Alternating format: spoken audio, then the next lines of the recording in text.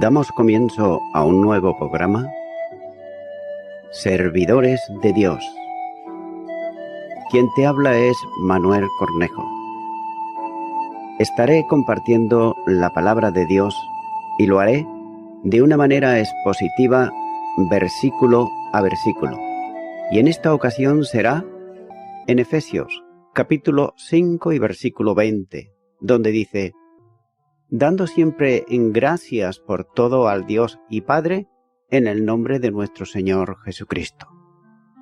Hallamos en este versículo 20 la segunda consecuencia de la plenitud, que es la gratitud. Por tanto, hallamos que a la manifestación de alabanza en el cántico se une también la expresión de acción de gracias, al usar nuevamente un participio del presente que indica que se trata de la misma manifestación de los cristianos en la congregación, especialmente para el culto. Es por eso que se trata evidentemente de una misma cadena con el uso de los participios, y aunque este último no está subordinado a los dos primeros, puede entenderse de este modo, por ejemplo, hablando unos a otros, o cantando, salmodiando o dando gracias. La palabra que utiliza para dar gracias es un verbo que equivale a Eucaristía, expresión de gratitud, y que en varias ocasiones es usado por el apóstol para referirse a la acción de gracia de los creyentes reunidos, o cuan menos a todos los creyentes. Nótese lo que dice en la primera carta a los Tesalonicenses, capítulo 5 y versículo 18. Dad gracia en todo, porque esta es la voluntad de Dios para con vosotros en Cristo Jesús. Se usó ya antes en este mismo capítulo y se ha considerado entonces también en el capítulo 5 y versículo 4. Por tanto, esta acción de gracia debe ofrecerse siempre por todos los cristianos. La expresión de la acción de gracias expresa la gratitud por todo, como se lee directamente del texto griego. Entonces, ¿a qué se está refiriendo o qué agrupa esta expresión? La preposición utilizada puede significar a favor o en pro de todos, y también por todos si se considera en la primera acepción. La exhortación llamaría a los creyentes a una expresión de gratitud e intercesión por todos. Sin embargo, el contexto exige más bien que se entienda como por todos, en el sentido no tanto de todos los hombres o de todas las cosas, sino manifestación de gratitud por todos los bienes espirituales, especialmente en cuanto a la redención que hemos recibido de parte de Dios por su divina gracia. En medio de cualquier circunstancia, el creyente está llamado por encima de todo a ser agradecido. La gratitud, por tanto, es una gratitud sin límite, como dice por ejemplo en Filipenses, capítulo 4 y versículo 6, cuando dice: por nada estéis afanosos, sino sean conocidas vuestras peticiones delante de Dios, en toda oración y ruego, con acción de gracias. Nótese que Pablo no enseña a que demos gracias por los males que padecemos, sino que mostremos un espíritu de gratitud por los bienes espirituales y materiales que recibimos, aun cuando podemos estar rodeados de dificultades. Nótese, por ejemplo, en el libro de Job, lo que dice en el capítulo 1 y versículo 20. Entonces, Job se levantó y rasgó su manto, y rasuró su cabeza, y se postró en tierra y adoró. Y dijo: desnudo salí del vientre de mi madre, y desnudo volveré allá. Jehová dio, y Jehová quitó. Sea el nombre de Jehová bendito. La inmensidad de los beneficios recibidos supera en todo a las pruebas que padecemos. La exhortación tiene un paralelismo en la epístola de los Colosenses, cuando dice, en Colosenses capítulo 3, versículo 15, «Y la paz de Dios gobierne en vuestros corazones, a la que asimismo fuisteis llamados en un cuerpo, y sed agradecidos». Así que debe de entenderse solo como ser agradecidos, sino como hacer acciones de gracia. La acción de gracias es el reconocimiento de los beneficios recibidos.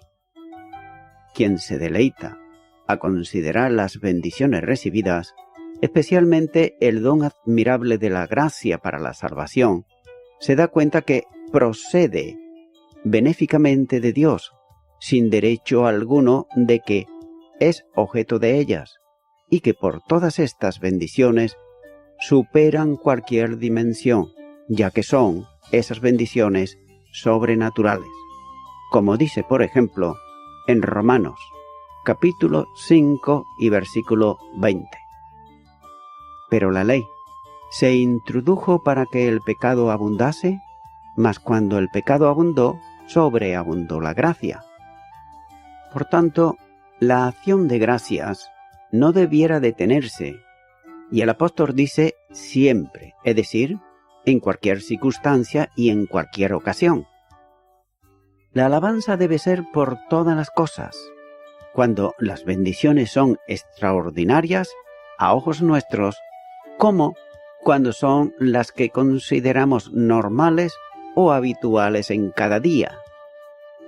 Pero incluso debe darse gracia a Dios tanto por las cosas que recibimos como por aquellas que no hemos recibido. Nótese que el apóstol Pablo dio gracia a Dios cuando estaba preso y no había recibido aún la libertad, como dice en Filipenses capítulo 1 y los versículos 12 al 14. Y el mismo apóstol da gracia por las consecuencias producidas por su prisión y exhorta a los cristianos a ser agradecidos, ya que para él Dios conduce para que todas las cosas cooperen a bien. Nótese lo que dice en Romanos capítulo 8 y versículo 28. Y sabemos que a los que aman a Dios todas las cosas le ayudan a bien, esto es, a los que conforme a su propósito son llamados. Esta gratitud se dirige al Padre, ya que de Él proviene toda buena dádiva y todo don perfecto, como dice Santiago capítulo 1 y versículo 17. Toda buena dádiva y todo don perfecto desciende de lo alto, del Padre de las luces, en el cual no hay mudanza ni sombra de variación. Además, como quiera que no hay alabanza ni gratitud sin oración, ésta se dirige al Padre en el nombre del Señor Jesucristo, que hace posible que la oración acceda a la presencia de Dios por medio del único mediador que hay entre Dios y los hombres, esto es, Jesucristo hombre. Nótese lo que dice la primera carta a Timoteo, capítulo 2 y versículo 5. Porque hay un solo Dios y un solo mediador entre Dios y los hombres, Jesucristo hombre. Además, es solo en Él en quien recibimos, como dice en Romanos capítulo 8 y versículo 32, el que no escatimó ni a su propio Hijo, sino que lo entregó por todos nosotros. ¿Cómo no nos dará también con Él todas las cosas? Continúo ahora con el versículo 21, donde dice, someteos unos a otros en el temor de Dios. Hallamos en este versículo 21 la tercera consecuencia de la plenitud, que es la sumisión. Por tanto, el apóstol dirige la atención de los lectores hacia lo que es el desarrollo de la vida en el Espíritu. Nótese que la plenitud del Espíritu transforma la experiencia cristiana, y lo hace en una manifestación de compromiso hacia los demás, en el seguimiento naturalmente de Cristo Jesús. Esa forma de vida comprende todos los aspectos, tanto el especial como el familiar y también el social. La introducción o el paso de un tema a otro se produce en esta ocasión y lo hace de un modo tal que casi pasa desapercibido y que sitúa el versículo por algunos como final del párrafo anterior y por tanto como inicio e introducción para el actual. El cuarto participio que aparece como ingresivo en la oración pudiera fácilmente considerarse como unido a los tres anteriores, pero considerado detenidamente debe entenderse como una frase de transición entre ambos párrafos. Esta frase contiene el principio activo que condiciona las demandas establecidas en lo que a continuación sigue. Es por eso que hay que considerar que la sumisión de unos a otros exige necesariamente la plenitud del Espíritu Santo de Dios para poderlo llevar a cabo. Es por eso que esta sumisión es imprescindible para las relaciones en el seno familiar. No cabe duda que el apóstol está teniendo delante el sistema familiar propio de su tiempo. En el párrafo que sigue Pablo, comienza considerando las relaciones fundamentales dentro del matrimonio, tanto para las esposas por quienes comienza, como también para los maridos, como nos dice en los versículos 22 y 23, para seguir sin solución de continuidad con la de los hijos y la de los padres, como dice el capítulo 6, versículo 1 al 4, y concluyendo con las sociales, en el plano de los amos y también de los esclavos, capítulo 6, versículo 5 al 9. Por tanto, el interés más destacado tiene que ver con la familia, como se pone de manifiesto en la extensión con que aborda Pablo, centrándose dentro de este entorno, especialmente en las relaciones dentro del matrimonio. Sorprende, ya desde el principio, que la demanda a sumisión de unos hacia otros se sitúe como algo que es impropio o imposible en la cultura general de aquel entonces, donde la autoridad del marido sobre la mujer y los hijos era fuertemente aceptada y sobre todo donde la autoridad de los amos sobre los esclavos impedía aceptar una demanda semejante. La primera observación tiene que ver con la estructura gramatical del texto en el que aparece, introduciendo toda la oración un participio del presente del verbo que significa someter y que, en su etimología, tiene que ver con la disposición a colocarse en un plano inferior. Muchas veces se traduce el verbo como un presente de imperativo, es decir, someteos, pero realmente la intención es referirse a una manifestación de continuidad, es decir, sometiéndoos.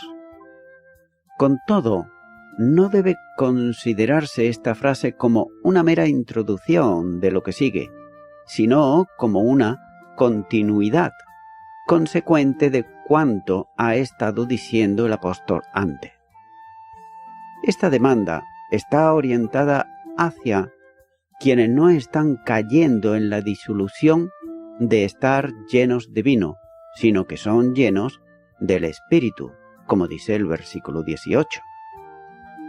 Por tanto, es necesario entender bien esto, porque ninguna persona natural, no regenerada o incluso creyentes que no viven en la plenitud del Espíritu podrán llevar a cabo la demanda continua de esta frase del apóstol. No se trata solo de poder hacer esto, sino que quien no está en el Espíritu no querrá aceptarla. Esta demanda está orientada a quienes se reúnen para el culto, que mantienen comunión gozosa unos con otros, expresándose en el lenguaje espiritual, es decir, de los salmos, de los himnos y de los cánticos espirituales, mientras agradecen a Dios por las bendiciones recibidas, como dicen los versículos 19 y 20 de este capítulo. Por tanto, quienes están realmente controlados y viviendo en el Espíritu han de manifestarlo visiblemente en el trato de los unos hacia los otros. Los cristianos han dejado, es decir, hemos dejado, nuestra individualidad egoísta correspondiente a la vieja naturaleza para someternos solo a la cabeza, esto es, a Cristo Jesús, para hacer cuanto la autoridad suprema del Señor determine que se lleve a cabo. Es por eso que el cristiano y la cristiana es un individuo, una persona diferente a la del resto de sus hermanos. En ningún modo esto le permite ser un egoísta o un amante de sí mismo, sino que su vida ha de estar orientada a la semejanza a la de Cristo, es decir, hacia los otros. El sometimiento de unos a otros es la antítesis del egoísmo. El que está orientado hacia sí mismo no puede ocuparse gozosamente de los demás, ni de la Iglesia, ni en la familia, ni en la sociedad, excepto de sí mismo. La primera necesidad para llevar a cabo la demanda del apóstol es, como dice, sometiéndolos unos a otros. Pasa por tener una correcta medida de lo que realmente somos. En alguna medida debe recordarse continuamente lo que Pablo decía a modo de exhortación contra la vanidad y el engreimiento, cuando, en la primera carta a los Corintios, capítulo 4 y versículo 7, dice: «Porque, ¿quién te distingue? ¿O qué tienes que no hayas recibido? Y si lo recibites, ¿por qué te glorías como si no lo hubieras recibido?» Solo el Espíritu de Dios puede conducir a la humildad necesaria para aceptar esta igualdad de todos delante de Dios. Por otro lado, el apóstol Pablo, en otro escrito, enseña, en 1 de Corintios capítulo 2 y versículo 27 dice: «Vosotros, pues, sois el cuerpo de Cristo y miembros cada uno en particular». Cada cristiano, siendo parte de un todo, está llamado a la atención hacia quienes forman parte de ese todo, que son cada uno de sus hermanos en Cristo Jesús. Quien alcanza el compromiso necesario de lo que es, estará dispuesto a declinar todos sus derechos en bien de los demás. Tal fue la expresión suprema de la libertad en Cristo, que siendo Dios y teniendo derechos divinos, desciende a someterse a la humillación, y lo hace para beneficiarnos a quienes no teníamos derechos absolutamente ningunos. Filipenses capítulo 2 versículos 6 y 7 dice: «El cual, siendo en forma de Dios, no estimó el ser igual a Dios como cosa a que aferrarse, sino que se despojó a sí mismo, tomando forma de siervo, hecho semejante a los hombres».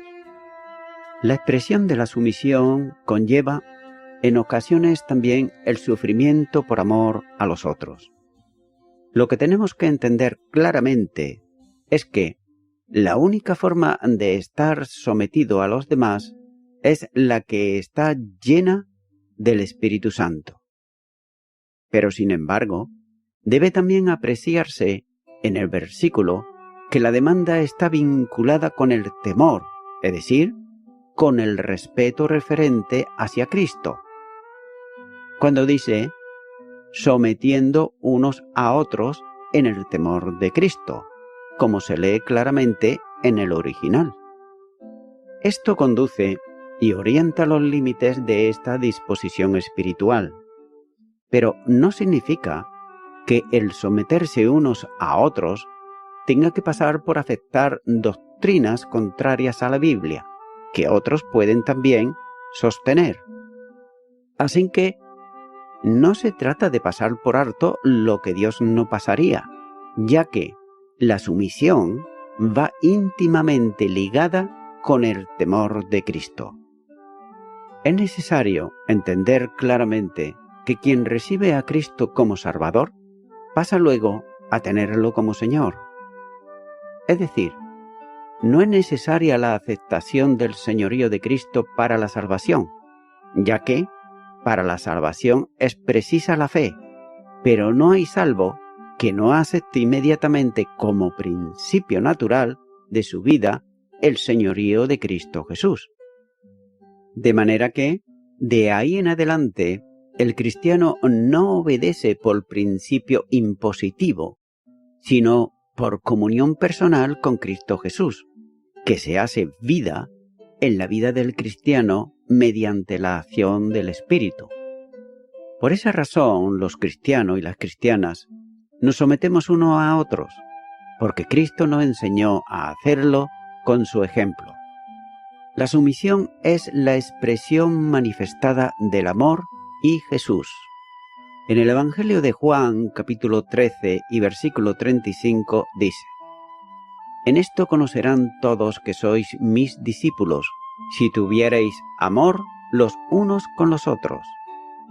La expresión del amor tiene que ver primeramente con Cristo mismo. Por tanto, si le amamos verdaderamente, guardaremos sus mandamientos. Aquí, el apóstol, bajo la autoridad de Jesús, que le envía, establece el mandamiento de la sumisión. Si amamos al Señor, cuidaremos de cumplir la demanda bajo el poder del Espíritu. El principio del temor que gobierna este aspecto que se considera tiene que ver también con la escatología. En su momento, cada uno comparecerá ante el tribunal de Cristo. No todos los que corren en el estadio llevan el premio, sino todo el que corre legítimamente. De ahí que el temor sirva de respeto para correr, de modo que alcancemos el premio de la soberana vocación de Cristo Jesús, como dice en la primera carta a los Corintios, capítulo 9 y versículos 24 al 27. Por tanto, la carrera del cristiano se desarrolla desde la conversión en la esfera de la santificación. Lo que el apóstol va a establecer a continuación es la ética matrimonial, que forma parte expresiva de la vida de la santificación. Nótese que el mismo apóstol Pablo enfatiza en Filipenses, capítulo 2 y versículo 12, dice: «Ocupaos en vuestra salvación con temor y temblor». Por tanto, es preciso, pues, que con temor reverente atendamos absolutamente todo cristiano y toda cristiana a la espera de la santificación en los aspectos relativos a la familia y a la sociedad en donde se desarrolla esa vida de santificación. El encuentro futuro con Cristo, para dar razón del desarrollo de la vida en la santificación, debiera ser suficiente para aceptar la sumisión de unos a otros y hacerlo en el temor de Cristo. Por consiguiente, la sumisión de unos a otros no es sólo una manifestación hacia los demás, sino específicamente como al Señor. Y voy concluyendo ya con esto. En nuestra sociedad se subraya la idea de la igualdad, pero la sumisión mutua es una noción mucho más intensa.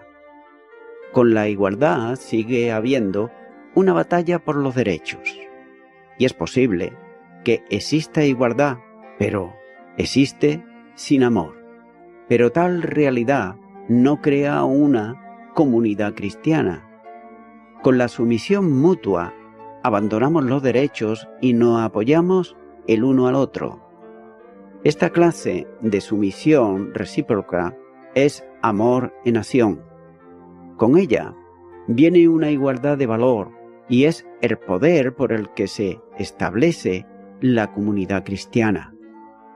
La sumisión mutua no nos permitirá promocionarnos a nosotros mismos y nuestros intereses tampoco, pero tampoco hará de nosotros el felpudo de nadie. Nótese que la sumisión legítima no puede forzarse.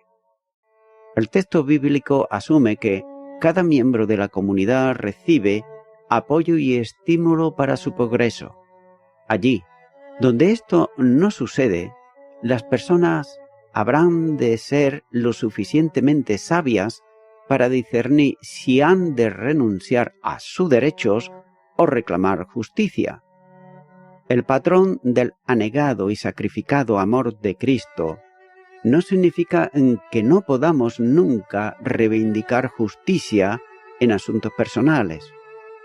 Jesús, y nótese esto, no dio su aprobación a Herodes o a los fariseos, y Pablo no dudó en defenderse a sí mismo o en hablar muy claro con los Gálatas o los Corintios. Sumisión significará que, aun cuando reivindiquemos justicia, estaremos motivados por el amor al otro y no por un sentimiento egoísta carnal. Estimado y estimada oyente, actualmente el mundo piensa que la persona que es sumisa es una persona débil e ignorante. Por ejemplo, los médicos, abogados y los grandes comerciantes casi nunca dan nada para el necesitado, ya que dicen que yo estudié una carrera para algo, es decir, para tener un futuro en el cual ganarse la vida bien. Y también el comerciante, cuando él dice, yo puse mi negocio y lo puse para ganar dinero, y algunos dicen para no ser hermanitas de la caridad. Entonces cabe hacerse una reflexión y es la siguiente. ¿Qué pasa, por ejemplo, con los misioneros cristianos que tienen carreras, doctorados, que dejan, por ejemplo, familias para ir a un país sin cobrar absolutamente nada, que lo hacen desinteresadamente y lo hacen porque Dios precisamente los envía allí? Y ellos son obedientes y en la mayoría de los casos estos misioneros y misioneras que están por todo el mundo tienen que escuchar insultos de personas que quizás ni saben leer ni saben escribir, pero ellos son sumisos a la voluntad de Dios y los aman en el amor de Cristo Jesús. Así que la respuesta está en que, al igual que Jesucristo se humilló a sí mismo para que el pecador arrepentido pudiera ser salvo, de la misma manera, el creyente que nació del Espíritu también se humilla, sin importar lo que era antes, para que el pecador precisamente reciba el Evangelio de Jesucristo y la persona pueda ser salva. Amigo y amiga oyente, ¿cuántas veces un comerciante se humilla delante de su clientela para no perder una venta? Muchas veces lo hace. ¿Cuántas veces el trabajador se humilla delante del jefe o el encargado? ¿Y por qué lo hace? Lo hace para que no le despida. Es por eso que, amigo y amiga oyente, a Dios el pecador no puede venir con orgullo, con altanería, pensando que lo sabe todo, porque entonces Dios no escuchará, sino que debe de venir humillado, reconociendo que necesita imperiosamente el perdón de pecados. Y solamente ese perdón de pecado está en el que puede perdonar, que es Jesucristo. Por tanto, yo te animo ahora, en este momento, a que tú puedas recibirle a Él en tu corazón y hacerlo como Señor y Salvador. Te animo a que ores conmigo y repitas esta oración de fe. Repite y di: Señor Jesús, reconozco que soy una persona que siempre me he mirado a mí mismo. No he mirado a mi prójimo, incluso ni a mi familia. He mirado el propio bienestar mío. Nunca jamás me he humillado delante de nadie porque pienso que no es correcto y no debo hacerlo. Pero al escuchar tu palabra, hoy considero que debo, ante todo, empezar a humillarme. Y lo hago delante de ti. Me humillo. Te pido perdón por todos mis pecados. Me reconozco pecador. Me reconozco pecadora. Y ahora te abro mi corazón y te recibo como mi Señor y como mi Salvador. En el nombre de Jesús. Amén.